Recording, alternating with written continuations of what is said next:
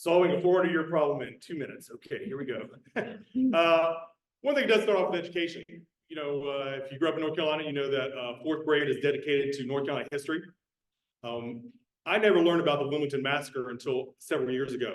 And if you don't know what it is, look it up. But basically, it's the only coup that's ever happened on American soil. Long story short, Wilmington was was the largest city back in 1900 or 1910 when it happened. White coup, killed 300 black citizens, drove out 2,000, and now became a white majority city.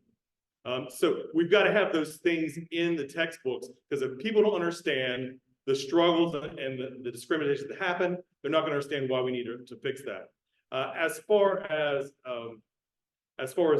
dealing with some of those issues, the problem we've had as far as Democrats is we've talked a lot and under-delivered. And so what I want to do is do more, talk less. What the problem is, we've targeted some of our issues towards the Black community, and what that has caused is a lot of times they're ineffective and they backfire. And what I mean by that is, if you look back to the economic opportunity zones that Trump was promoting, this is again not a Democratic policy, but economic opportunity zones in the 2017 tax legislation, that didn't help Black communities. All that did is, I know I was in the Charlotte's West End living the last couple of years.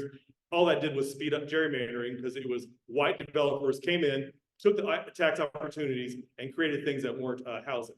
So what we need to do is put policies in place that aren't necessarily directed specifically for the Black community.